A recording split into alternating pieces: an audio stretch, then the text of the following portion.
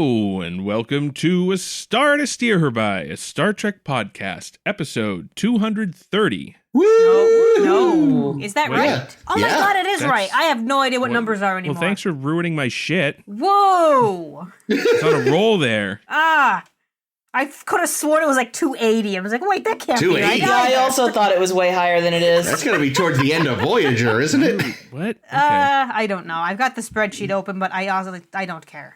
It's 2:30. It's also 3:12. Actually, it's 3:15. Cha-cha. Hey. Anyway, 280's in the my middle name of is Voyager. Jake, and I'm joined today in this quest by... Chris. Ames. And Caitlin. Ha-cha-cha. Ha-cha. Thanks, friends. Thanks for joining. Thank you, Jake today. friend.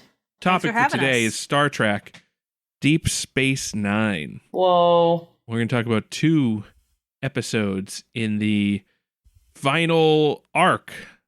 Bro, I'm so sad that it's almost over. Right. Final the end game. frontier. So we have Strange Bedfellows Oh no. Hot. and the changing face of evil. Like it were the fruits of the devil. Yeah. Evil. And I think, like last week, it's kind of hard to differentiate all the stuff that happened in these episodes, so maybe we'll just do one summary Yeah. of both. Yeah. I think that makes sense. Sounds I'm glad perfect. to do it that way because I realized when I was taking my notes, I totally wrote all the wrong notes on the wrong cards. So Oh, it all no. blurs together anyway. What'd you do?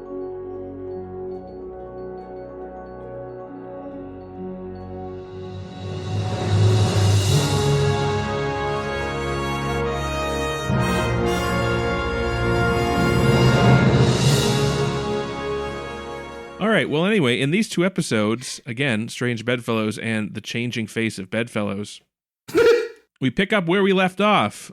Worf and Ezri Dax Sitting are in a tree. sitting in a tree, Dangling from a tree. Fighting. Yeah, they're arguing still, but they're being held prisoner. We find out that the Breen have now joined the war. We found this out last week, but now it's official, and Ezri and Worf find out, and they're being held prisoner. Still, they get flown to Cardassia, where they're awaiting execution. Well, basically, Weyoun comes in. He's like, "Hey, listen, guys, you get 2 choices. Either you tell me everything you know about Federation war, so that we can win this bitch, or I'm gonna let Damar kill you." I Yeah, hope you're that gonna- Cardassian you're- lawyer comes back. Yeah. I said the same thing. Hell yeah. He's like, we'll have a trial. It doesn't matter about the charges. You gonna be guilty. And Worf isn't having any of that. He's having so little of that he just kills Weyoun. I loved it. kills It him. was It's so amazing. great. I Tears his missed head it. off. I'll admit that I was painting my nails during the first part of this episode. So Chris is like, "Did you see that?" I'm like, "No, what?" And he's like, "Wait, you gotta see this." And I was just kind of like rolling my eyes like, "Yeah, great, I missed some little sight thing." But then he showed it to me and I was like, "Holy shit!" He just killed the fuck out of that guy. So at any rate, And Damar you'd laughed think- his fucking yeah, ass you'd think off. that would be bad for them, but it actually endeared them to Damar, Nice. because he's also had enough of Weyoun's shit, and especially now with this whole Breen thing going on, Weyoun's coming in and making all these plans and giving away Cardassian territories that don't belong to him. But Damar's like, "Hey, you can't just give away these territories," and Weyoun's like, "Bitch, It's you're like, in the "Oh, Dominion can't now. I?" I can do whatever I want." Mm-hmm. Yep. So Damar's to be fair, not it was all that Ducat's sad fault.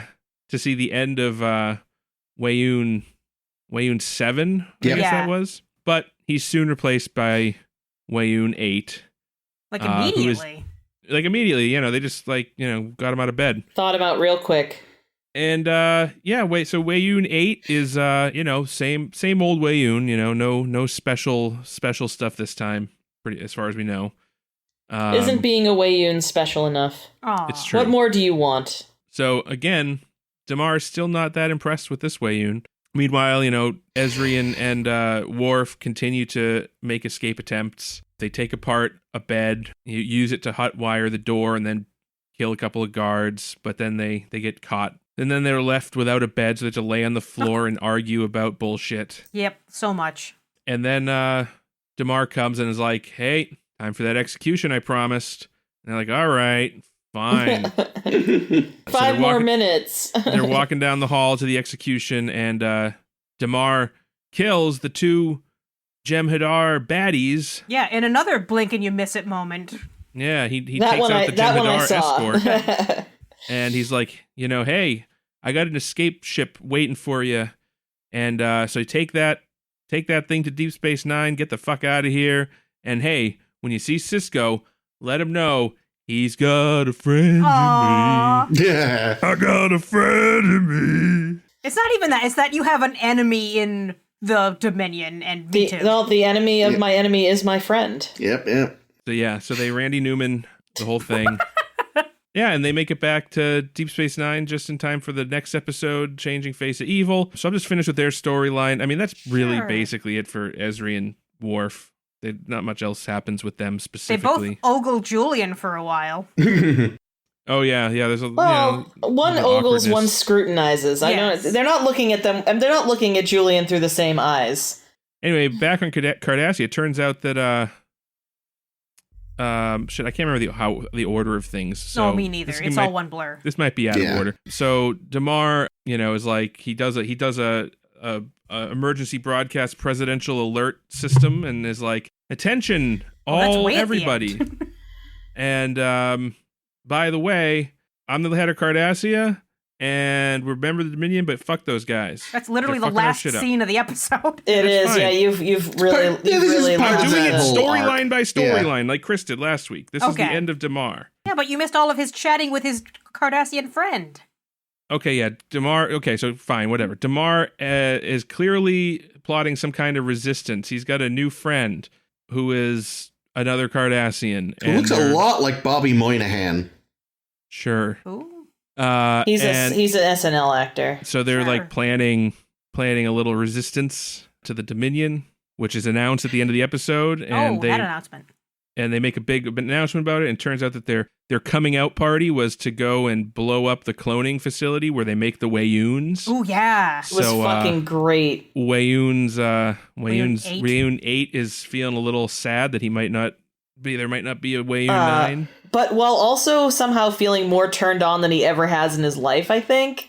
Like, he blew that up because he knew that's where they kept the extra me's. Fucking adore Jeffrey Combs and all. It's like he's mad but has a boner. Like, he's both. It's very complicated feelings. And yes, I too love Jeffrey Combs very, very much.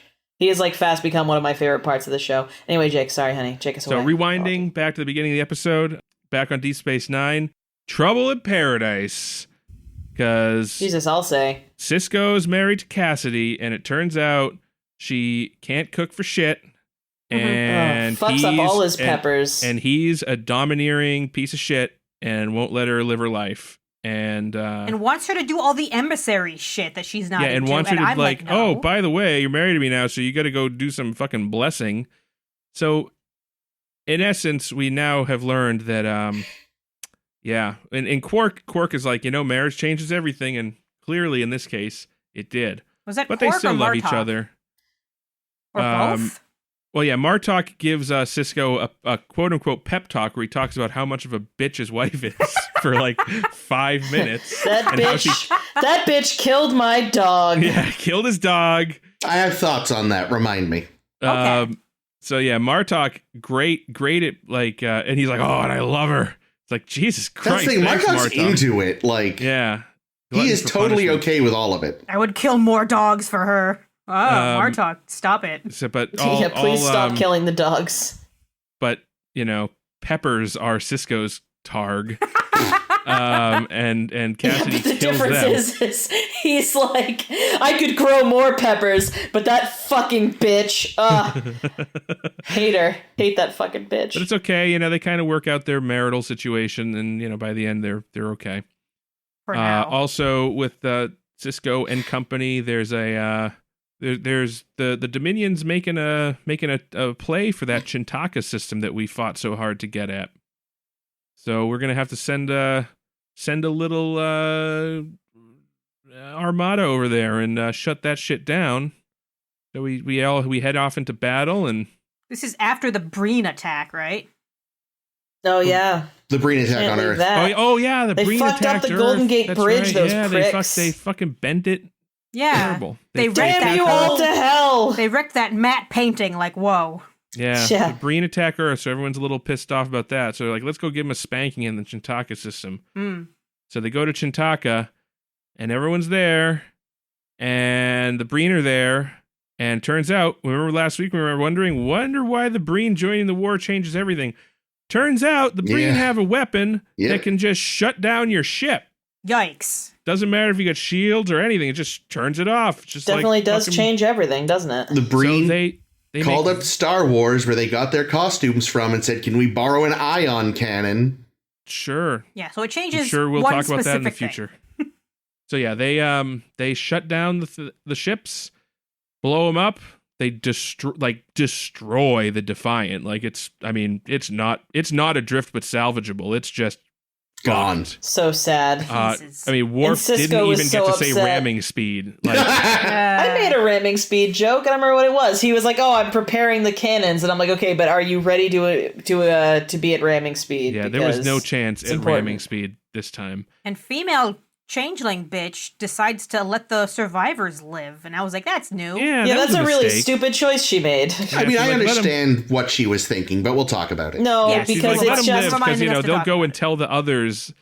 They'll warn they'll tell the others, and then they'll be scared. And it's like, well, You leave one guy alive for that. yeah, you need one guy for that. Exactly. Also, Yeah. you just take a video of the battle and upload it to YouTube TikTok. and share it with Federation, and they'll Put be it like, on TikTok and do a dance. "Fuck." Oh no, something happened to Chris. Oh no! I'm just picturing Wayoon like trying to look like a hip Gen Z person dancing in front of the footage. Whoa. Wayoon is a hip Gen Z person.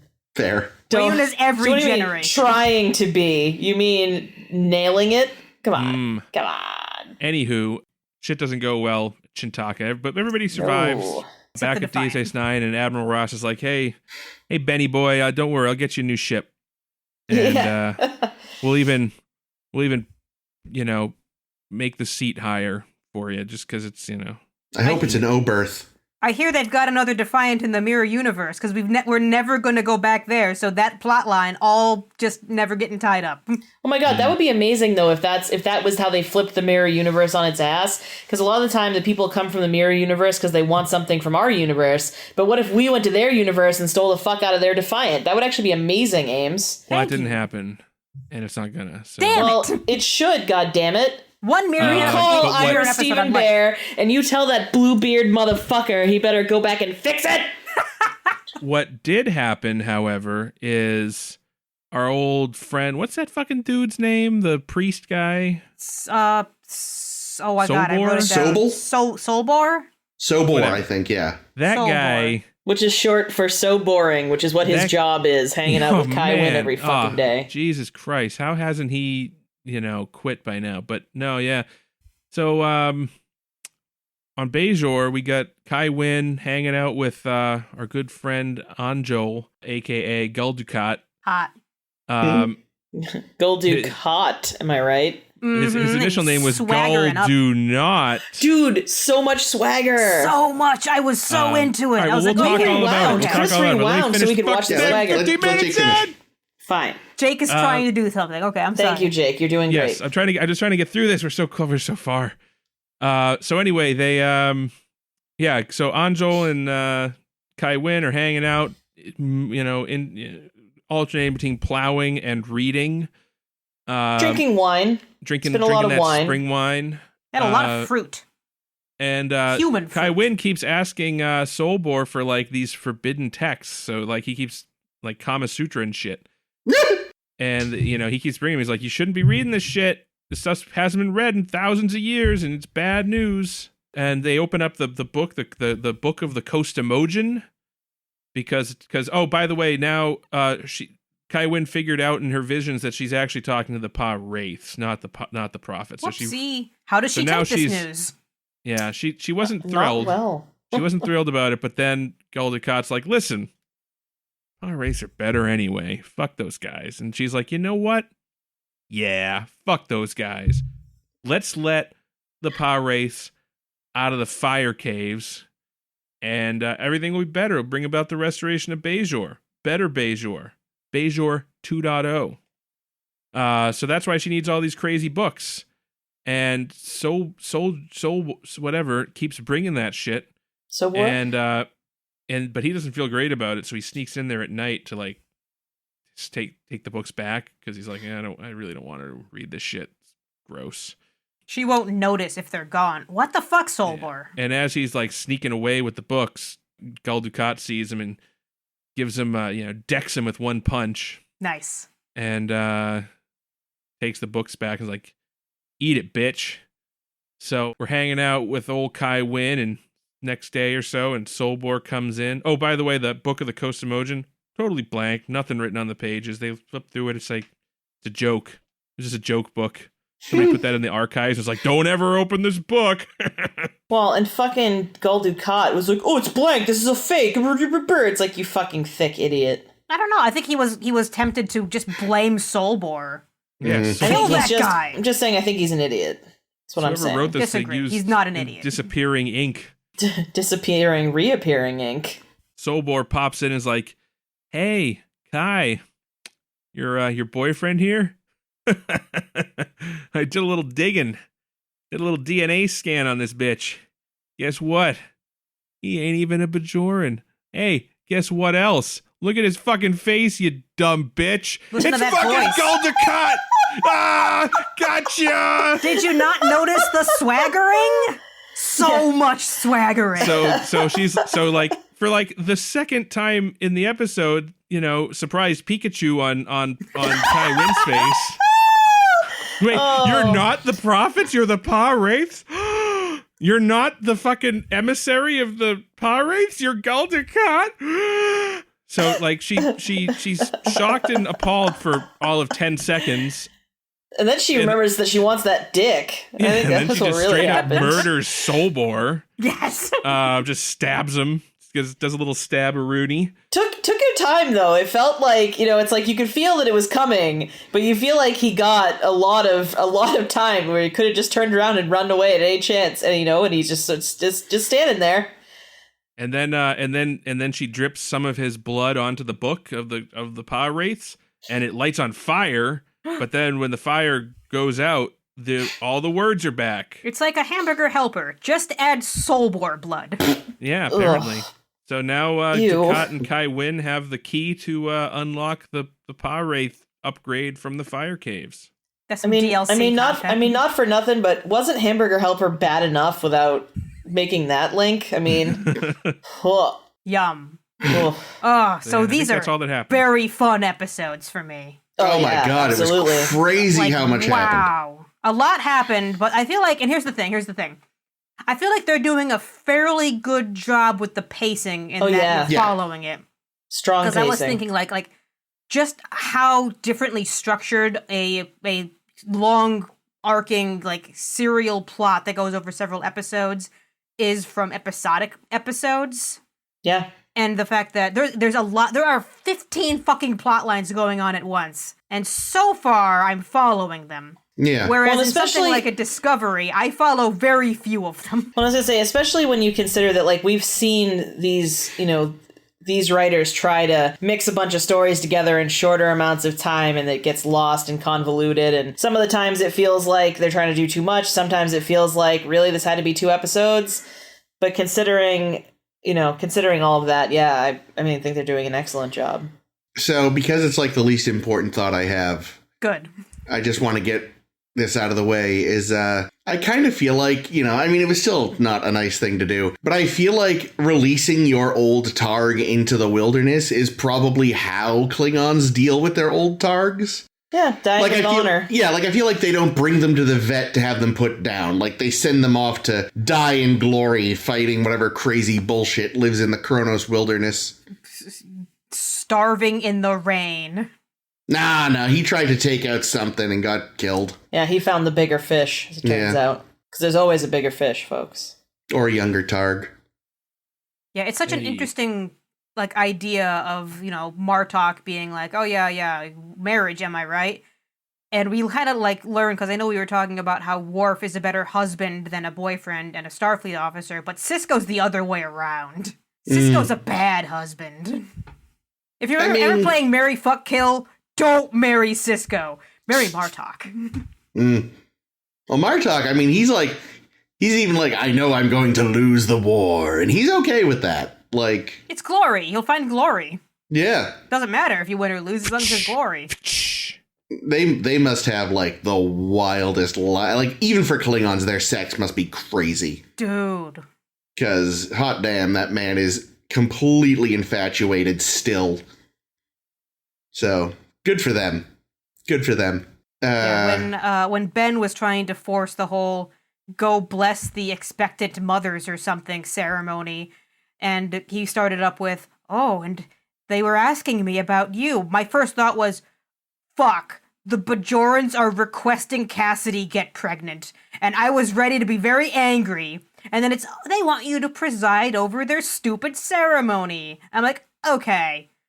Still stupid as fuck, but it's not where I was going, so thank the prophets. That I'm honestly like that move from him was like, because he wasn't really trying to make her. He was just like, hey, maybe she'll be into it and I can skip one of these fucking things for once. Now, later on, when he like gets her a paid vacation without her permission, that's no, Ben, don't do that. She will join the Maquis again. She will. She will restart them again. And their new symbol will just be a big, like, you know, Ghostbusters no ghost logo, but it's Ben's face. Oh no. But he came around, he realized he was wrong, and he apologized and bought her a necklace and flowers. I would have loved to have seen the necklace, because, man, that ring was incredible. So if he's still got Quark doing his gift getting, it is a little weird, isn't it? Don't you feel like Amazon would be running, like, okay, hear me out. The Dominion is Amazon. I mean, it's really the only possible explanation. They're like, we can get you the best deals in the Gamma Quadrant, and then slowly but surely they took over everything there too. You know, I don't know. What I'm saying is like the idea that you would have to be like, hey, I need a guy who knows a guy that can get me a thing. It's like, no. Here's the thing: we're in the midst of a war. I imagine getting luxury goods like isn't impossible, but would take a while through channels that aren't Quark. Whose ass do we think that bracelet or necklace or whatever had to go up to get to Deep Space Nine? Morn. Yeah, I knew you were going to say that. As soon as I asked it, I knew you were going to say it. Or it was in one of his, like, shirt flaps. I mean, things like gems and stuff like that are probably, you know, even today, the gem trade is a fucking disaster. Yes. So I guess that situation just doesn't improve. No. Yeah. Before we get too far from the Cassidy presiding over this fucking Bajoran bullshit parade.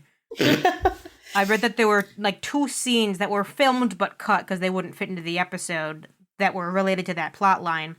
One of which is Cassidy and Kira having a conversation, which you don't see a lot of. That would be kind of interesting. No, that's true, yeah. And Kira tells her the story about how Kira's father, whose name I've forgotten, but I know we've met him. Yeah. Telling the story about how he was not religious, but Kira's mother was religious. So the father would go to services just because he loved the mother. To which Cassidy's like, I want to be an individual. God damn it. This is not my thing. And then the other scene, which I think was cut, although I keep reading it in synopses, but I believe it was cut, in which Cassidy goes to the blessing ceremony and just kind of like takes it over in the middle of it. And does a whole, all right, everybody here, who wants boys? And I'm like, don't want you to do that. Be an individual, Cassidy. I like the idea of her like taking it over and doing it all wrong, though. That's true. Fucking it up is technically a way to do it on your own, in your own terms. Yeah, and that way you never get asked back. That's also true. You're right, actually. That probably would have been the best bet. It was kind of like how that guy purposely named O'Brien his successor so he could fuck it up, so that his unprepared apprentice could step up and prove he was ready. That's interesting. An episode as shitty as that, we call back on it so often. Because it's you know, it's that memorable shitty. Yeah, and it's key to a lot of what's fucking weird about Bajor. I'll be honest with you. Every time we haven't talked about it, I forget that episode even exists, and then you fuckers remind me. That's one of my top 5 of the whole series. All right. You're like, and I'm voting for Time's Arrow again. No. Favorite Deep Space Nine episode? Time's Arrow Part 1. Son of a bitch. So, as Caitlin pointed out, the Breen, proving they change everything in... Darn it. Oh, no. They change everything in 2 ways this episode. I don't remember what I said, so... Well, first of all, they bring along their crazy super weapon. Right, yeah, yeah. And their presence finally convinces Damar, fuck the Dominion. Is that what I said? Yes. Damn. I'm smart when I'm not on the podcast actively. It's like, wow, you brought these guys along to say their super weapon, and that was going to make everything better, but also it caused a revolution. Yeah, Damar is suddenly... Like, Damar's always been a kind of an interesting character, just ever since they've been building him up and building him up. Has he been? The thing is, like, right now, it's like, all of a sudden, Damar is just a super person. And it's like, suddenly I'm, like, very interested in Damar when I wasn't before. And I'm like, Casey Biggs, kinda hot, weird, didn't expect this. Not bad for, because you said, 1,000 years ago now, he was like, what? Why are you hiring me for like a bunch of episodes? Like, we got plans, don't worry. And, they didn't have this plan. This was not a plan they had. No, but like, still, like, holy shit. Like, I wrote down, which are the writers? One of the writers, Hans Baimler, says, way back when Ira Bear started having Damar drinking all the time, Hans Baimler says to himself, why is Damar drinking? And that's where all of this kind of unfolded. Because when you think about it, it's like, Damar is drinking because when he stops drinking, he sees what's going on, and his, like, confidence and his scheming comes out. And I think that's amazing that that's where they went with the character that they had not planned before. Yeah. Well, because it's a guy who, we were talking about this earlier while we were watching the episode, me and Caitlin, like, Damar is a guy who, like, his whole shtick was just, I love Dukat, I'm going to follow his orders, everything's going to be great. Then Dukat fucks off, he goes insane because his daughter gets shot by Damar. And Damar really doesn't know what to do with himself for a long-ass time. Dukat reappears and is like, I'm a friend of the pirates now. And he's like, God damn it. So, like, Damar... Are you fucking serious? Damar has been forced to, like, finally figure out what he wants. I think a lot of that is when Dukat does come and say, yeah, I'm not going to take Cardassia over again. I have bigger fish to fry. Yeah. You should do that. Yeah. And I'm like, yeah, you should. Do whatever Dukat tells you.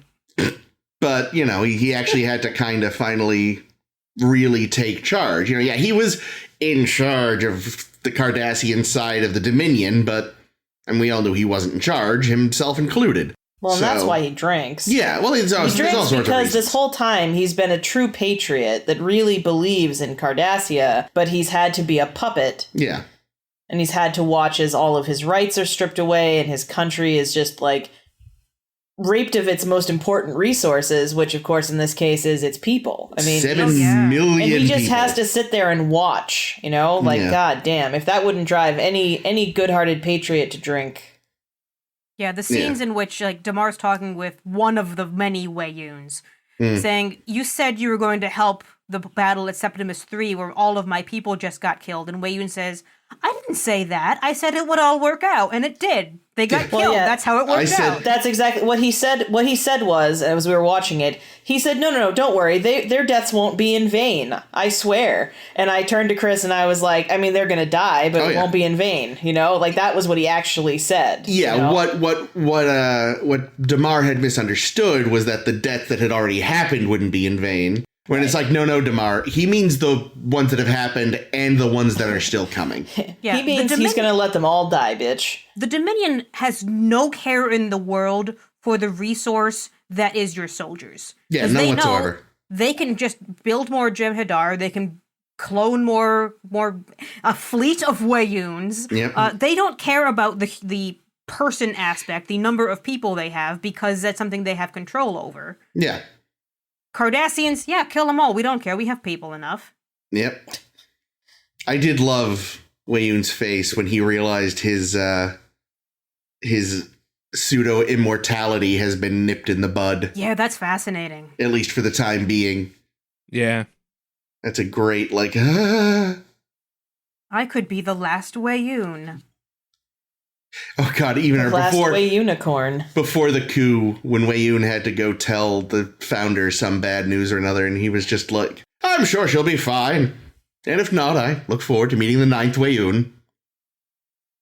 Yeah. That was a fun little exchange. But yeah, no, it's really like, I'm really glad they seeded this guy as early as they did, even if they didn't know exactly where he was going, you know? Yeah, because, I mean, he goes way back. He started out as just Ducat's buddy. On the Klingon ship, yeah. Yeah. That Was feels- he even introduced, he wasn't on the ship with, when they were flying before the Klingon ship, when they were in that freighter. Yeah, he was the guy in the freighter. Yeah, he was, yeah. Yeah, well, he's really been there a while. Return to Grace. That was the episode. Yeah. Whoa, good memory. All right. I was gonna say, I don't know fuck my how life. anyone ever remembers any of these fucking names of these episodes. Like, I barely remember the name of the show we're talking about. I feel like. And you guys can are always- like, You can always remember the changing face of evil because it's the episode where none of the changelings change their face at all. Yes. Have we seen Odo in a while now? Caitlin said the same thing. I said that, and then we did see him in the second episode of this week. We saw him for like half a second, being like, when Cisco and Cassidy were having a he did apparently disagreement. direct the first one. He did, yeah. And if it appeared as a power wraith vision for like a nanosecond. Yeah. And, we're speaking of which, we're tracking all of these plots, but the one plot that's in the kind of lurking in the background that we haven't gotten a big development on, or any development really, is this disease that is infecting the founders. Like, we see female changelings all fucked up. She cleans herself up, but what looks like great effort Yeah. Mhm. to go and negotiate with the Breen, but other than that, she's kind of flaky. Little rough around the edges, that one. So, I mean, no doubt that will continue to be an important plot point. Yeah, and that's where I give the writers like a lot of kudos for their pacing, is that they're not doing 15 plots at once. They're doing just the right number of plots at once and letting the other ones simmer until it's their time, which I think is the way to do it. I thought was interesting, just speaking of appearances, they've begun to allow for wider variation in Jem'Hadar models. Sure. I haven't noticed. To sort of show, I guess, that, they've got different batches going and they're experimenting. Oh no, not the alphas again. Because there's one moment in one of the episodes, there's two Jem'Hadar like directly behind either Wayun or the founder or both of them. And one of them is like almost yellow gray instead of the usual like pale gray. That one's actually a changeling. And there's another who's got like this huge white blaze, like that just takes up a huge part of his T-zone and forehead. Like a skunk? Kinda. Cool. But it's a really silly, and they haven't, they're not pointing it out, they're not like shining a light on it, but it's just like they're starting to tinker with the Jem'Hadar a little. I have a great Breen story that I read that I want to read to you guys because I think it's absolutely hilarious. Let me find it in my notes. Okay. So here's the joke. The in-joke that started this episode was, how do you defeat a Breen? You ask him to walk across the room. And here's the story from Assistant Director B.C. Cameron. We were working on Strange Bedfellows, and it was the last scene of the day. Everybody was tired. We were shooting on the Dominion ship's bridge, and the female shapeshifter was supposed to walk in and be introduced to the Breen commander. So, I went over to a Breen background extra and told one of them, a great guy named Wade Kelly, to walk across the set and go out the door when we start rolling. But the minute we rolled the camera, I realized I'd made a terrible mistake. Poor Wade couldn't see, but he was determined to give it a shot. Oh. And sure enough, he gets to an angled piece of the wall that was sticking out and trips, hitting the wall with a big clunk. Then he tries to see if he can find another way around the thing, but he just keeps going clunk, clunk, clunk. And I'm thinking, stop, Wade. Just stop. But he keeps going, and he finally gets past his piece of wall and heads for the doorway. But he forgets there's a threshold there and trips over that and grabs the wall, trying to hang on. finally gets out the door. By this time, I can't see him, but I can hear this huge noise, like he's ricocheting off the walls out there, like a ball in a pinball machine. It was the funniest moment of the whole series. Oh my god, I hope that footage exists somewhere. I don't know, but it sounds very typical for Star Trek. Yeah. Well, I was thinking that those masks, like, if you look at where presumably the actors' eyes are, like, they do not have much to see through. There's like, because it's not like a solid like strip of, say, tinted plastic or something. It's like a bunch of little fucking holes. Yeah, plus they got the whole muzzle right in front of their face, extending their face out so they can't see down. Yeah. It reminds me of a story I read once where, like, I'm sure it's the one you've told on this podcast before. It's possible. Adam West couldn't see down because of his cowl. Like, he said, every time I had to go downstairs, it was a leap of faith. Jesus. It's the third time we've heard that story. Probably. Is it? I don't remember it, so... But yeah, the Breen and their super weapon. Well, no, let's go in order. First, the Breen just showing up and fucking up Frisco. Mm-hmm. That was upsetting. That's something else. Like, goddamn, you think it wouldn't be that easy to get close to Earth? You'd think, that's true.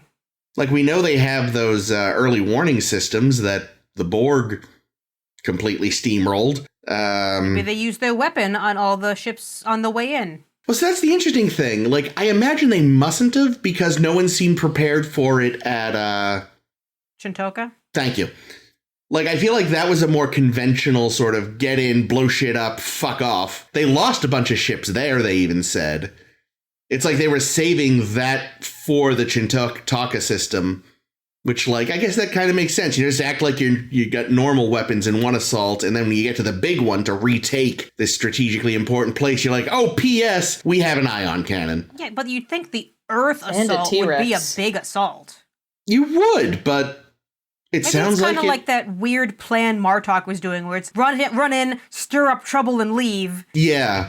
And then catch him while they're chasing you. Hold on one second. Sorry, speaking of stirring up trouble, Dimitri is clawing at the couch. Sorry about that. You were saying, though?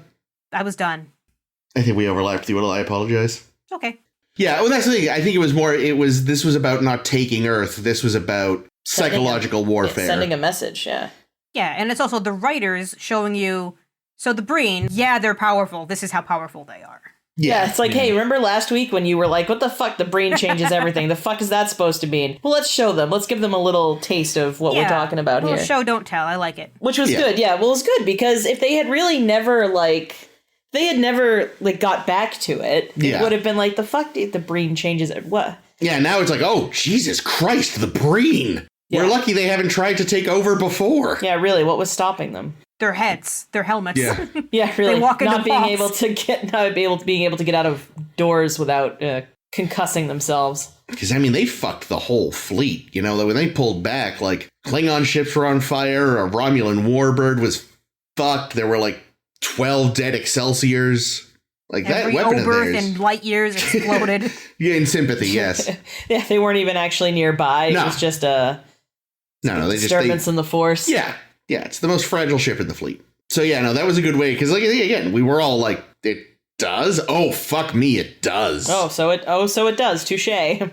And what's interesting too is, of course, we're doing it as sort of a unit, whereas back in the day, if you had to wait for this week by week, you waited a week, and it's like, oh shit, the Breen hit Earth. That's crazy. You wait another week. Oh shit, they have a super weapon. So like, it built more gradually originally for audiences, whereas for us, we just got to go, oh shit, in a single big curve. Here's a question I have. So Damar meets Thought Gore, the Breen officer. Yep. And he's just talking static. Yep.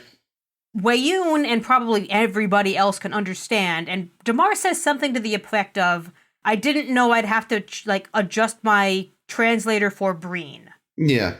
Which is interesting, and you see later on, Damar understands what the Breen are saying. Yep. But we still don't as the audience. Nope. Why? I like it. Do you? Yeah, it's a little Chewbacca-esque. It's kind of fun to not know, to wonder. I mean, and every time they respond, I imagine it's just incredibly sarcastic. See, I Like- hate that it's inconsistent with every single other race, though. 'Cause every Yeah. other race, no matter what they're speaking, the audience can understand. Well, Ames, at the end of the day, it all comes down to one guiding principle, which is the Breen changes everything. I'm sorry. I'm sorry, but these are the rules, and I didn't make them. They change everything. I think that has to be this episode's title. The Breen changes everything? Yeah. I think that might be confusing, considering that was a line from last week. I know, but now we're seeing why. Nah. You know what it is? I think the one reason I'm kind of okay with it is because 100% because of Jeffrey Combs. Oh yeah, his responses are beautiful. Always, yeah. Like, and you there's a part of you that feels like, what did the Breen actually say? What's Jeffrey Combs lying about? That's a good point. I hadn't thought of that. And I don't mean Wei Yun, I mean Jeffrey Combs. He threw out the script and made up his own lines. It was very confusing for everyone. Wait, what? I'm kidding. Oh, I was like, what the fuck? I was about to be really excited. I love a little improv. And, It's a bit much. Did Jeffrey just say they attacked the Earth?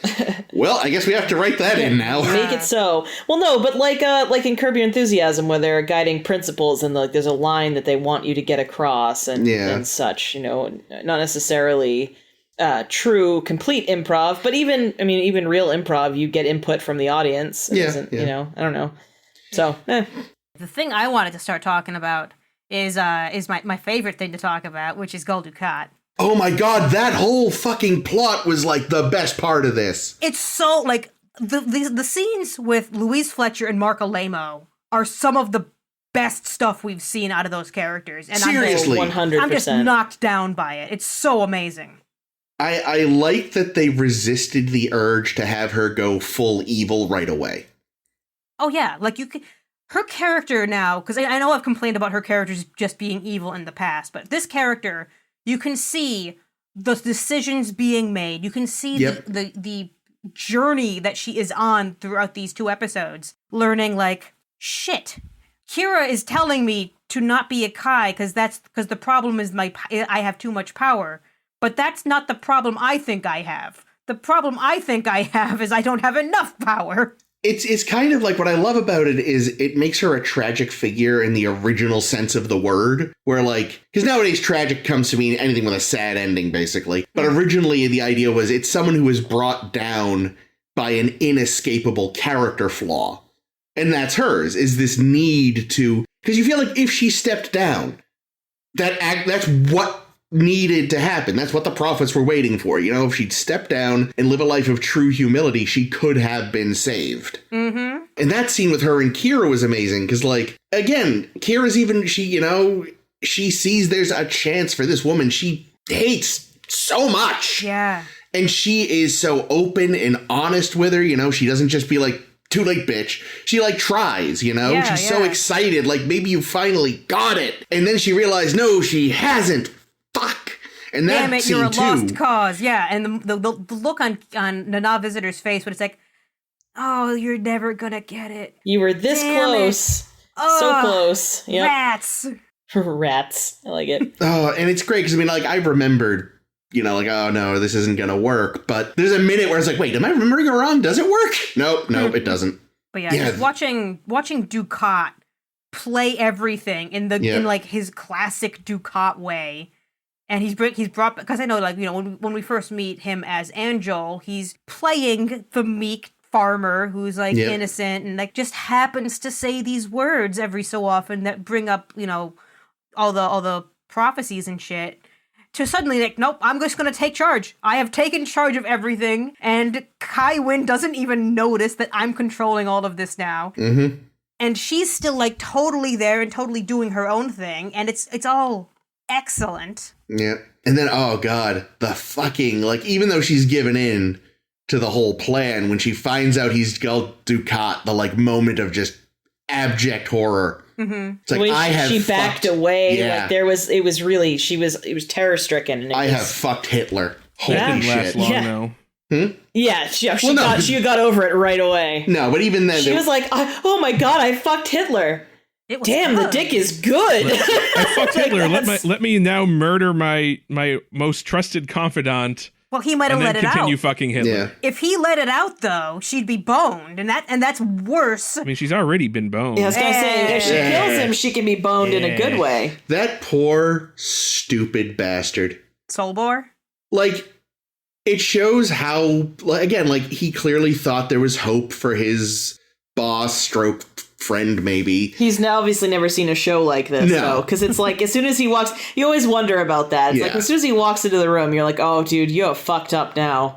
Like, it doesn't even matter that you're going to deliver her all the truth. You are fucked. a sensible person would have gone straight to the fucking Vedic assembly with that, not Yeah. Tell her. Shakar. Why not? Tell Yeah. everybody. Well, Who and cares? especially, like, you're outnumbered. Even if it's only the two of them, you're a frail old dude.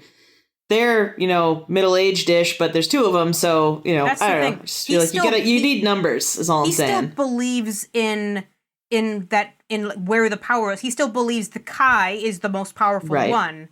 He believes in the power of the Kai, if not specifically Kai Winn, the individual. Yeah. So he thinks he's doing the right thing. Well, and I think for him, he thought surely the trump card of it's Gul Dukat would be enough to, like, snap her out of it, Which I guess is kind of a fair assumption, but still. Yeah, I because don't know. normally you would expect her to turn around and be like throwing up. Like 6 episodes from now, she'd still be sitting on the floor of her shower, scrubbing herself, like Yeah. unclean. Jesus Christ! Yeah, except But that person is gone. you don't. I mean, you don't. If that's how he felt, he clearly does not know Kai Winn. I No. mean, Or Dukat. that whole conversation with Kira, where Kira's like, "Oh wow, you finally come around. You understand that you have to quit being the Kai because you're a horrible bitch and you fucking are strayed from the path. That's great." Like, Kira, have No. you met Kai Winn? Oh. You really is that how you thought this was gonna go? Come on. But see, What's she realized it, though, whereas... Yeah. So the amazing thing about Solbor is, so his character was introduced in Till Death Do Us Part, like 2 episodes ago, basically. And he was only meant to basically have one line. It's like being the assistant to the Kai. Hey, Solbor, go get me that thing. Okay, Kai. That was going to basically be it. But they liked the actor, James Otis, so much that they just kind of, like, embiggened the character and, like, let him kind of have his own plot. And I was like, nice, because I don't know what they would have done without him now. Yeah, no, like, yeah. Yeah, no, I really loved how they handled this whole thing, like... It's mesmerizing. Yeah, and she has this huge crisis of faith, and it's, really beautifully done. Yeah, I was also reading an interesting thing about Mark Alamo's portrayal of Dukat, in that he always, as the actor, is on Dukat's side and thinks Yeah. Dukat is in the right in this. Dukat's a good guy, or at least an okay guy. And the quote from Ira Stephen Bear is, in Mark's mind, I believe he felt his relationship with Winn was legitimate in some way, and that in some wacky fashion, it was Dukat's bid for legitimacy. Mark was actually upset when we had him hit Solbor. Until the very end, he wanted Dukat to be the hero of Deep Space Nine. Which is how you must play that character. If he did not play that character like that, Dukat wouldn't work. I mean, really, that's how you have to play any Villains? kind. Yeah, like villains in general. Like, That's how you have to write them, too. yeah, like they either have to be, convinced they're the good guy, or they have to sort of understand that people look at them as evil and revel in it. But the latter is better for, like, children's cartoons and comic books. For something that wants to be taken a little more seriously, you need the villain to be the hero of their own story. So in that sense, Wait, the villain to be the hero of their own story. story. Strike that, reverse it. Yeah. What is Dukat's what's his aim? Is it just does he actually believe that restoring the Pa wraiths to the celestial temple is going to bring about the restoration of Bajor? I don't see why not. And it's gonna at in least... doing that, the Bajoran people will suddenly just be like, "We love you, Gul Dukat. You brought back the true gods of Bajor." I'm going to say yes, because so what we know about the Pa wraiths from scripture, which I'm sure is incredibly one-sided. Oh, yeah. God damn it, Bajor.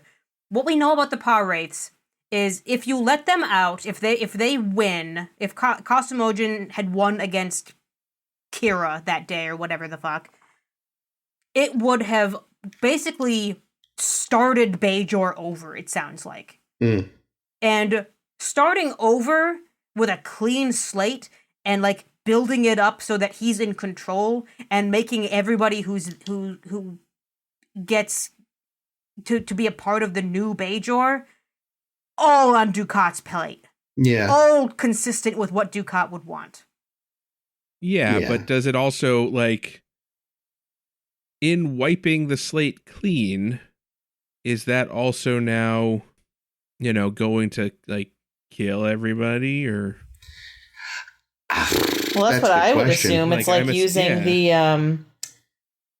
using what's it called? Genesis on a planet that has life on it. Mm. Yeah, it's also like his analogy with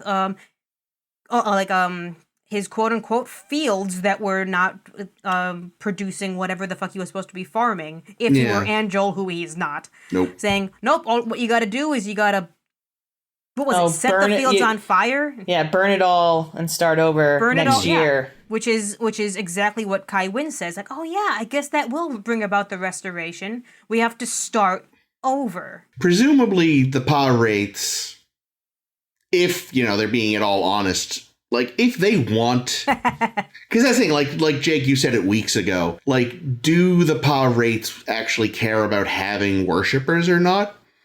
Like, we certainly figure they'll use them for now as a convenient tool, but in the long run, do they actually give a fuck once they're freed? And that we have no idea. But from Gul Dukat's perspective, what he maybe thinks is they're legitimate, like, that they want worshippers even in the long run.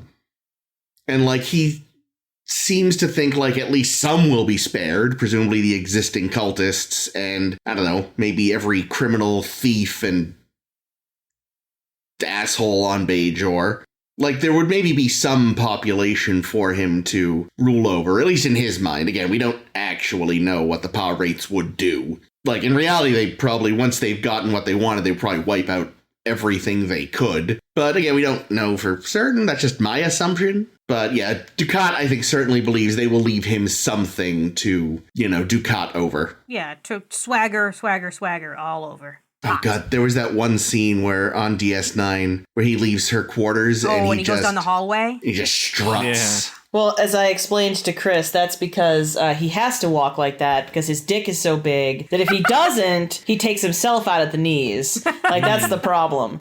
I did read, which is kind of, it's fascinating, but also like there were some weird choices. That there's an article I read online, the comic book resources, that had a ranking of all the best romantic Trek relationships. Uh-huh. And Winn and Angel was number 7.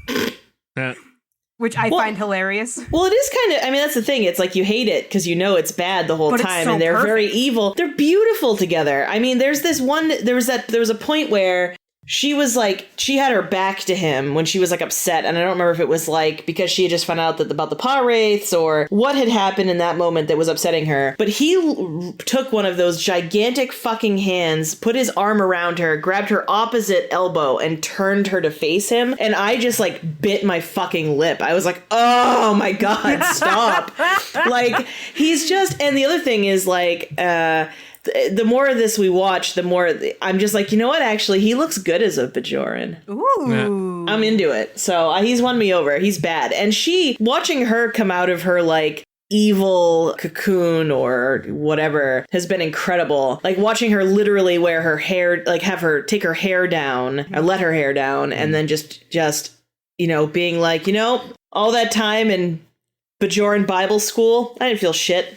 It was all bullshit. I never felt anything. This is all a bunch of garbage. It's funny because in a way, like in those moments where they're just, like in that moment where she's just in the afterglow of a good fucking and they're not talking about their plans, it really does show that if she had just resisted the lure of power, she could have been happy. Yeah. She could have been like that power. She could have just been some random Vedic getting some on the side like Barial did. my joke was like, oh, that's been the problem. Her hat was too tight, like the Grinch's shoes. She's happy when the stupid hat isn't on. And her heart grew 3 sizes that day. Just like Ducat's penis. And then Chris made some joke about her butthole, and I had to try to remember the word for gaping, and it took me a long time to remember, and it was really How ugly. did you forget that word? Dude, I don't know, because I'm always too focused on fisting. Always fisting, never gaping. That's why. It's the I know. Gape is the yin to fisting. To fisting's yang. Wow. Speaking of fisting, do you want to know who the number 1 was on that list? Oh, please. Odo and Kira. You're going to be angry. Chris and Times Arrow Part 1. Worf and Troy. Wait, what did you say, Jake? Worf and Troy. They're pretty high on the list, but the number 1 was Picard and Beverly. Ugh. What a bunch of liars. Ugh. That's bullshit. Picard and Vash was better. And that was They're also episode. on the list. They were further down the list. That's stupid. I'm sad that there wasn't Cisco and Yates. It wasn't what? They weren't on There the was fucking... Cisco and Mirror Jennifer, and I was like, That's no. so No. fucking... To be honest, okay, this though- list is completely invalid. Yeah. Yeah. But also, though, here's the thing, though. Like, now that we've reached, the the top tier of relationship status between Yates and Cisco, and he's just being a controlling douche canoe. Like, honestly, I kind of also no longer really like the Cassidy and Ben romance. He made a fuck up and he realized it. Yeah, but but then him almost calling off the wedding. Like, I understand, That like, was the because crisis of God told him to. I'm just saying, God who it doesn't. also happens to be his listen, mom. I understand that, but I don't. It doesn't endear the relationship to me.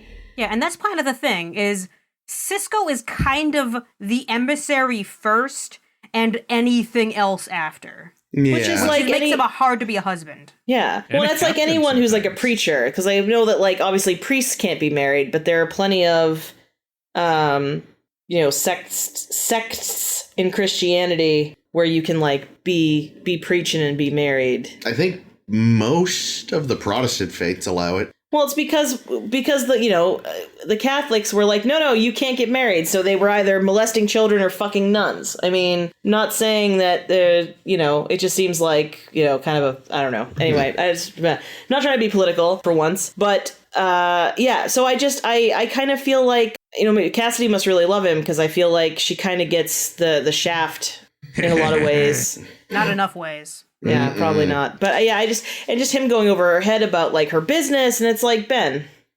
That was shitty. Yeah. But And again, hasn't he done that to him? He's done that to her before. I also I don't know, it just seems, it's a little toxic. And not Kai Winn and Gul Dukat toxic, The but good it's kind of toxic. yeah, really, Somehow. not sexy toxic, just uncomfortable toxic. yeah, my last thought on fucking Picard and Beverly. A Okay. better romance was fucking Kirk and the original Enterprise, for fuck's sake. Yeah, he really loved that ship. I mean, yeah, he was clearly You're not more wrong. upset at the end of Star Trek 3 than Picard ever was about anything between him and Beverly. Yeah, you know who is somewhere in the tops of the list is Jadzia Worf, whom we don't have anymore. We have Worf and sometimes a little bit Ezri, but also not. And what? Yeah, I'm kind of glad that they nipped it in the bud by being like, no, you're right. I was in love with the part of you that's Jadzia, which I guess is the worm, which is a little creepy. I just kind of wish they'd done this at the beginning of the season. I don't just know. wish Well, they they'd just never spent so much done time it, but avoiding each other. what I True. wish more than that is that I wish that what we had now wasn't them, like, in cahoots, like, judging Bashir as a potential for Ezri. Like, I unfortunately already know how that ends because I had it spoiled for me at some point. Caitlin, but boys! I know, but god damn it! I hate Yep. it. But the Yep. thing is, it isn't even just Ezri isn't, I mean, she is bad, but I feel like it's worse when she's got Worf sitting next to her like, how can you like that man? He likes dolls. And she's just like, they're not dolls! They're I models! Yeah, really. And they're still in the packaging. They're mid-condition. see, I like the idea, and we'll never see it, but I would have loved to see, like, Wingman Worf. Like not Great alliteration. specifically for Julian. They just, like, start going to, like, clubs and shit on the station, and she's like, "What about that one?" And he's like, I don't know. Ooh. That man is without honor. See the transparent skull? In the end, she winds up with, really, I think, the only true possible match for Ezri. They're on the same level. They'd make perfect sense. Alexander. That's her that's stepson. weird. That's weird, though. That's her stepson. Oh, yeah. Yeah. And I was just thinking of, he's literally a child, and... No, he's an adult now somehow. He's 6 years old. I mean... Bring on Is it- 6, though. That's true. I was really just thinking, who's the most Canadian Klingon we've ever met? And it's got to be Alexander. I'm just saying that for those of us who cringe about Neelix and his 2-year-old wife, Alexander and Ezri is not an acceptable... But yeah, no, that was the unacceptable stepson. part is that that is Worf's son. Yeah, no, That's that is the weird. unacceptable part. Let's find a different Klingon. They're both pretty unacceptable, to be honest with you. Like, and the thing of it is, though, is... I don't know. Maybe I've just seen too much porn, but step family doesn't seem to matter too much for some reason. It's not like it's her kid, but it just the age difference, I'm just kidding. Step family is disgusting, but my point is just maturity difference. Yeah, hugely. Well, I mean, but to that, her maturity difference from anyone else. I mean, this is like the classic Doctor Who conversation about like, well, it's a 2,000-year-old alien fucking a 19-year-old human. That's fucked up. And it's the same with Ezri. Like, granted, yes, Ezri has her own life and her own memories to some extent, but the worm is in charge, and he's hundreds of years old. So any person, any being that she would be with who isn't a Trill. A joined Trill. A joined Trill would presumably also be, centuries younger. So in that case, probably. joined Trills just can't ever get it on? I don't know. I'm not saying that. I'm just saying that if we're talking about the maturity piece, I think there is kind of a thing no matter what. But with them. having an old symbiont is not the same as being mature yourself. Like, Ezri is still a mess. Oh, I hate her. Very immature. God, I don't like her at all. But so I don't know. Well, it's a philosophical question. I'm not saying that my point is correct. I'm just saying it's something you could talk about. That's all. Honestly, at this point in the series, I don't need another romance. No, not at all. It shouldn't be a thing at all. True. I'm just discussing it because, unfortunately, it's there. Oh, yeah. I think we've been saying, like, we kind of wish that when Jadzia died, the Dax symbiont just left the show. And maybe showed up in, like, 2 episodes. Yeah, but the and fans then we got a new revolted. character. Fuck the fans. I mean, agreed, but, They should have had a new science officer join to replace Jadzia, and it be Diana Muldaur for some reason. Yay! And you could have written a new character for Susie Plankson. Platson. Bring her back as Plaxon. Bring her back as a new character, and have Worf date her too again. Nice. That would have been kind of funny. Because I say you bring back. I say you bring back Pulaski. And then we finally get that romance, Worf and Pulaski. I forgot about the we so shipped the tea episode. That was so fun. Yeah. I would love that. Not partly just because I love Pulaski, but also because they had an understanding. And listen, if fucking old ladies was good enough for Ben Franklin, then who the fuck? Worf is no better than Ben Franklin. Just saying. Here we go. Station, they need a new Romulan liaison on the station. Call up Denise Crosby and bring in Sela? Thank you. Wow. Oh, she's so dead. She's dead. Yeah, and it's a terrible idea, but it's also funny. She fucked up one too many times. That's really what they could have done, was just made a prominent Romulan or something. That would have been fun. I don't know. On a different topic. Yes. And playing a bit of Pa Wraith's advocate here. Sure. Nice. Do it. Is the moral grayness of this show becoming a little black and white for anybody else? With what does that mean? Well, I mean, it's always felt like certain things, certain characters kind of sit on the fence between the good and the evil. Whereas now it's very explicit that Dukat and Kai Winn are just evil characters. They're just villains now. Well, I mean, I think Dukat has always been like. Oh, yeah, he was never been on the darker end, of the gray spectrum. He's certainly in the darker side of it.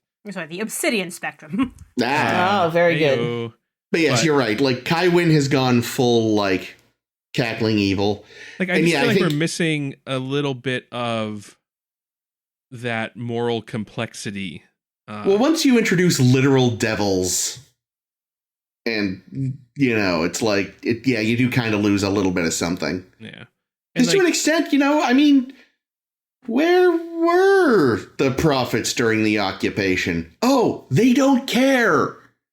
Yeah, but okay. But this is a problem that I always have had with religion in general anyway, which is thinking that any person's life is important enough to interest something that is omnipotent. But we're not talking individuals. We're talking about a whole their entire worshiper base for however fucking long the occupation was. I always forget. But how are they getting the worship? Like, how are they hearing about it? Do they know about it? Do they get the prayers by the fucking? Because people have visions from the orbs. They've got phones to God. But how do we know that they're not on several different planes in several different universes? Bajor is a fucking ant farm. Like, they don't. But really, if you have that much power, how can you care that much? To be worried about every single one individual. I don't know. It's not just that. It's that they know how it plays out, and because they're out of time, right? So they don't. It's not a matter of caring or not caring. It's okay. This is just how it is. This is how it has to go. Also, I feel like there's a bit of a straw man here, right? Because the argument is, well, clearly the prophets don't give a shit, therefore they're evil. But that assumes that the Pa-wraiths do give a shit, but they don't, or they only do as far as they've told us. Really, they could also very well be just, hey, we're stuck in these fucking caves. Let's get some rubes to let us out. And then we'll go hang out in the Celestial Temple and fuck these bozos, Yeah, I mean, they don't seem very good either, but I mean, the prophets just seem like, I don't know. The prophets are, at best, amoral. Yeah. The Pa-wraiths seem to be actively immoral in that they try to get people to do bad things to each other. And they're very good at it. Yeah, oh yeah, for sure. And I think the other... I don't know. So, the whole thing, it's starting to seem a little Star Wars in some respects, that there's a light side and a dark side. And, we're going to have a big Obi-Wan and Anakin fight in not the volcano planet, but the fire caves, which are basically the same thing. Right. And then, who's going to have the high ground? Yeah, but that hadn't happened yet, had it, in 99?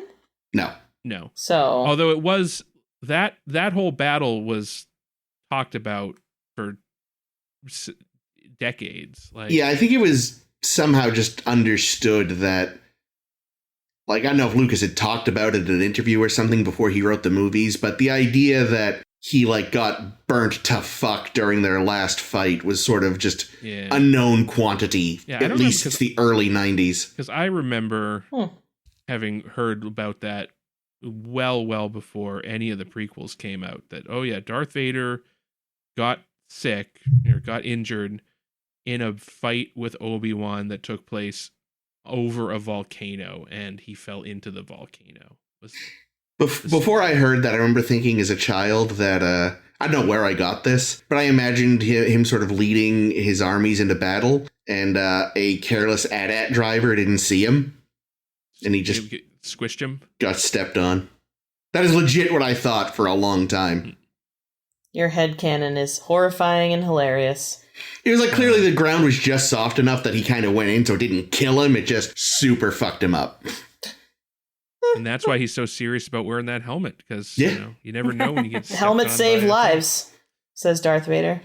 But yeah, so I don't know. I think that's just I worry that there's a risk with the current way things are kind of progressing on that storyline, on the Pa-Wraith Prophet storyline, that it is just kind of going to become the forces of good versus the forces of evil. Yeah. Who will win? Who will reign supreme? Yeah. And that does seem to be where it's going, certainly. And shocking everyone, it will be the forces of good. What? Fucking spoilers. And yet, is it in the long run? Ooh. Speaking of the forces of good versus the forces of evil, Julian and Miles have made themselves a little fort. God, yes, they have. It's incredibly, incredibly silly, and they're talking about how what if? And I'm glad they didn't do this, because I leaned over to Jake. I'm like, if they do this, I will fucking flip all these tables. Where they're talking about what if we had built a moat around the Alamo in our little holodeck program? Would that help? And my thought was, oh God, if they do that, if they build the equivalent of a moat around the Chintalka system, and it's a whole thing that they figured out because they were playing with their model, I will fucking destroy everything. Caitlin said a very similar thing, except around the station. And then there was Armin Shimmerman being like, hey, what about if we build a moat around the station? And I was like, no! I did love, though, like, O'Brien getting real about it. He's like, I just want to win for once, Miles. And then play as Santa Ana. He always wins.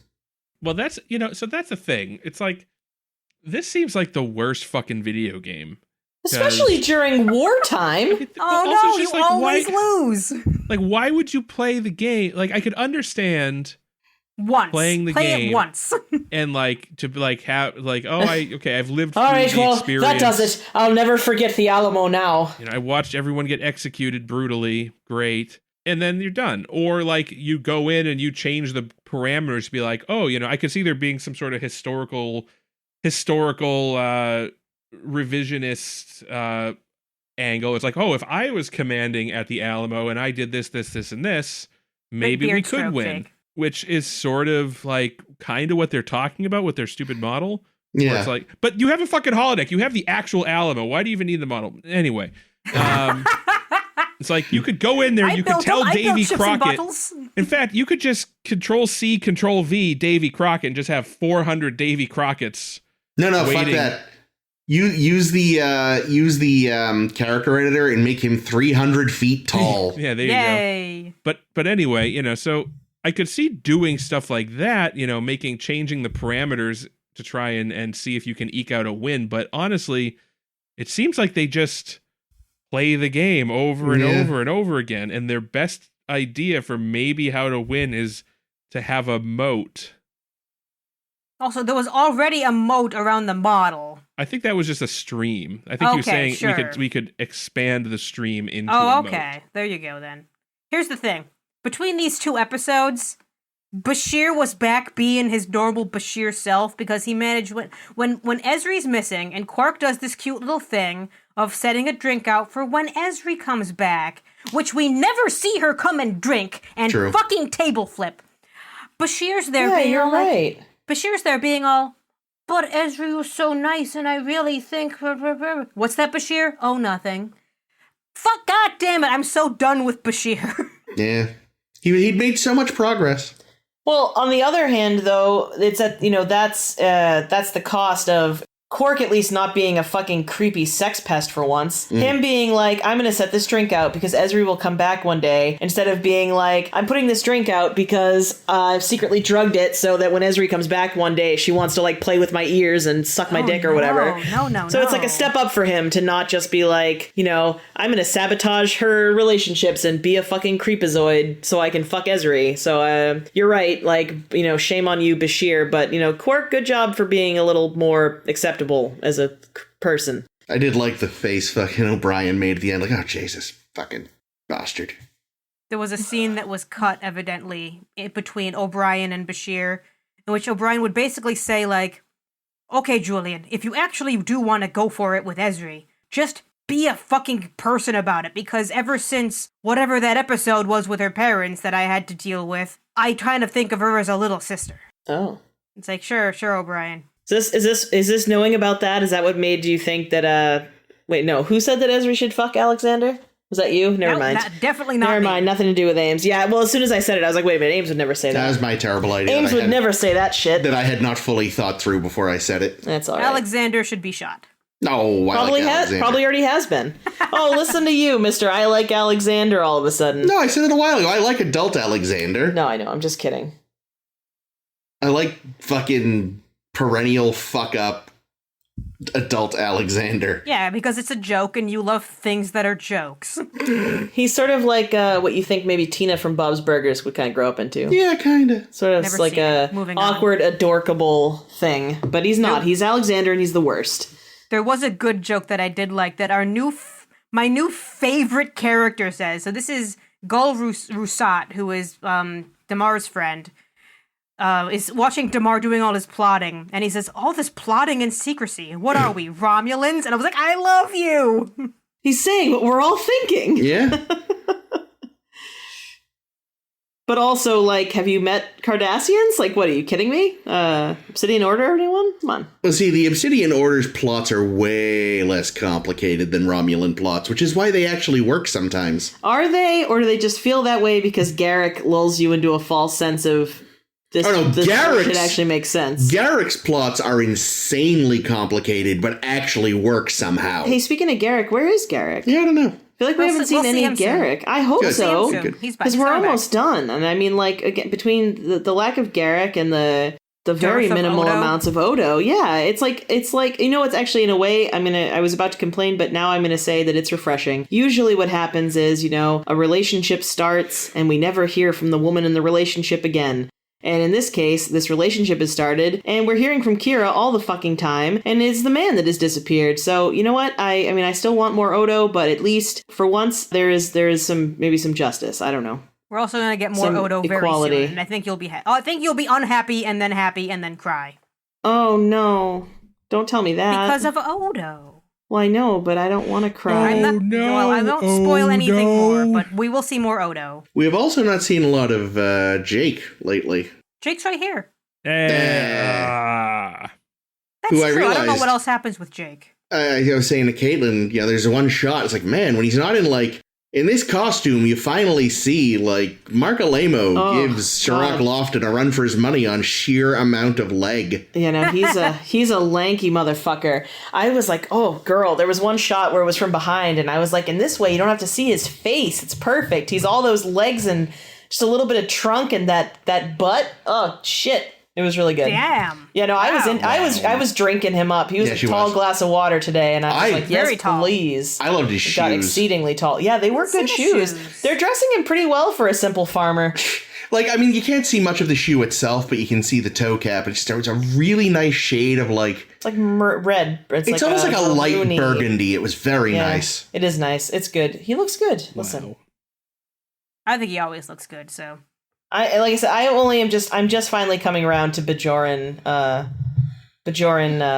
Dukat, but all the costumes they've had him in before, it was never clear just, like, how gangly he is, you know?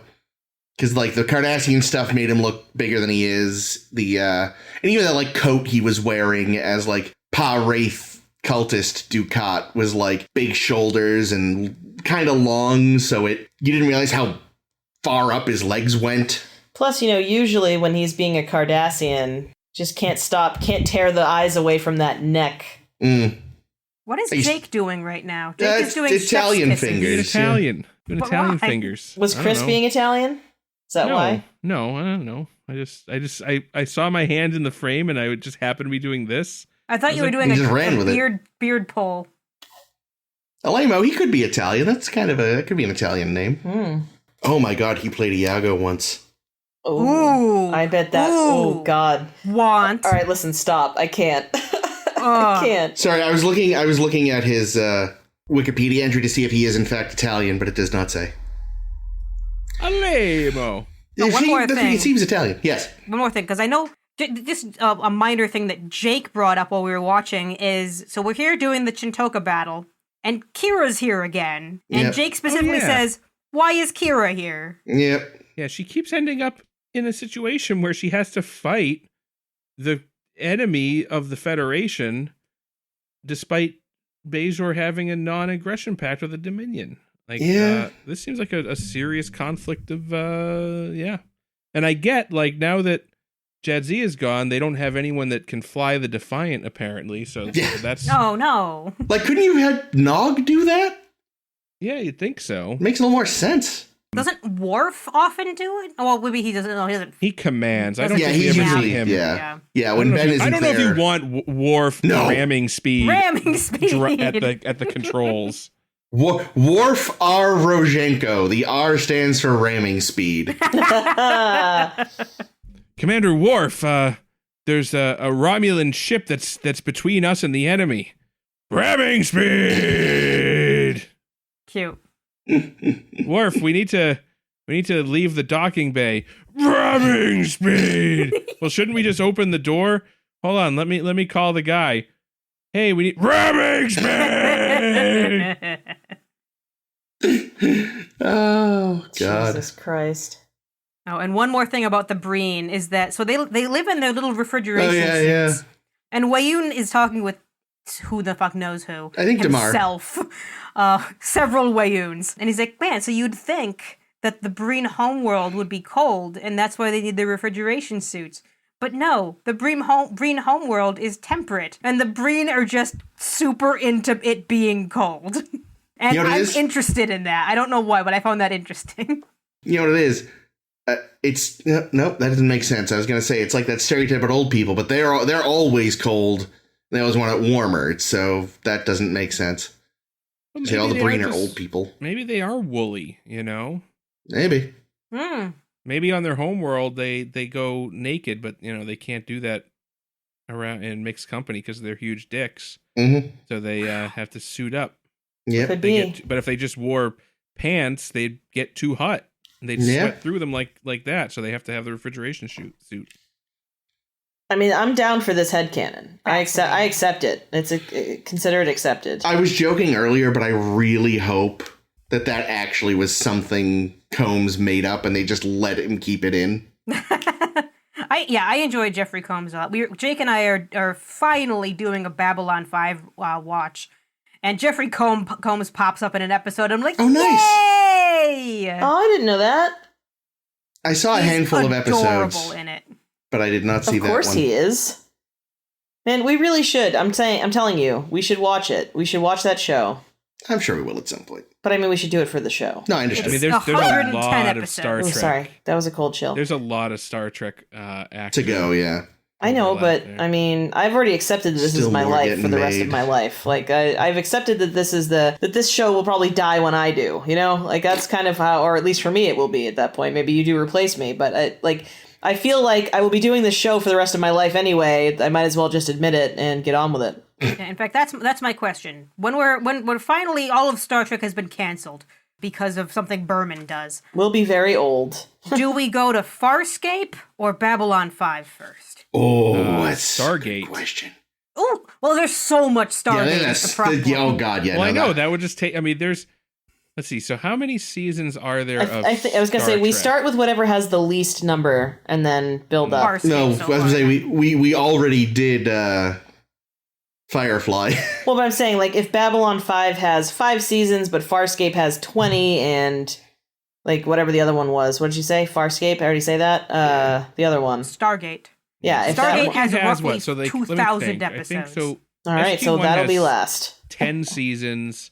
Atlantis has, I think, 6 seasons. So much. Is that the one? Much is that the show that's been done with the Henson Company Muppets and shit? No, that's Farscape. Farscape. Oh, I would like to start with Farscape then, as I would really like to see Farscape. When are we gonna watch Lex though? I don't know what that is. No. Yeah, that show's terrible. Lex. No Lex. So, anything else from anyone on this? Just my biggest note: swagger time. Swagger time. Yeah. Well. Speaking of swaggering, We're going to swagger on out of here. Time for us to swagger on out. Thank you, as always, for joining us for A Star to Steer Her By. Be sure to join us again next week when we watch 2 more episodes of Star Trek Deep Space Nine as we edge ever closer to the end. We'll be watching When It Rains and... I spelled it wrong. I'm sorry. It says tacking. Tacking into the wind? It's a sailing term. It's a sailing term. Oh, okay. I was like, the fuck does that mean? Okay, well, we'll learn what that means, maybe. Probably not. I literally have only heard of it because of a Piers Anthony book. Which one? Oh, I don't remember. I read it in 6th grade. Tacking into the wind. I feel like everybody has a 6th grade Piers Anthony book. My first Piers Anthony book was 6th grade as well. Well, I was assigned it. And it was Rockin' a Hard Place. I'm sorry, you were assigned Piers Anthony in high school, middle school? So our We've teacher... established that Chris had a terrible curriculum. But here's the thing. Piers Anthony's books are filled to the brim with smut. And they assigned you as an 11-year-old one of his smut-filled horrible Sorry, books. did I say 6th grade? I meant 7th, but still Regardless. quite young. Oh, sorry, you were 12. Well, that's better. Thank God. No, the teacher said just go to the library, get anyone you want, and come back on it. Well, that's different. It wasn't like it was on the list. Yeah, no, but if they said, go get a Piers Anthony book... I'm not gonna lie, I happened, again, I don't remember the title of it, but I found one that was relatively smut-free. Or you were just too dumb to get it. Like there was some toplessness at one point, I think. Ooh. Oh, no. It's titillating. Anyway, Tits. sorry, I got us off course. Tacking into the wind. Titillating into the wind. Tacking into the wind. Tacking into my titties. I don't know what that means. It sounds painful. You know, if you need to, if you want to stay satisfied, full and satisfied with the Star to Steer Her By between now and next week, though, there's 229 other episodes that you could check out, and you can get to those by, you found us once, so presumably you know where to find us again, but if you want a different idea, you could go to SoundCloud or Spotify, Stitcher. We're on Google and Apple Podcasts. You can also check out some of our other media-type stuff. We're on Facebook at A Star to Steer Her By. We are at SSHB Podcast on both Tumblr and Twitter. And you can also visit our website, sshbpodcast.com. As usual, this has been Caitlin. This has been Jake. This has been Chris. And this is always Ames. We'll see you next week. Build a moat! Build it! Why doesn't somebody build a moat around Deep Space Nine?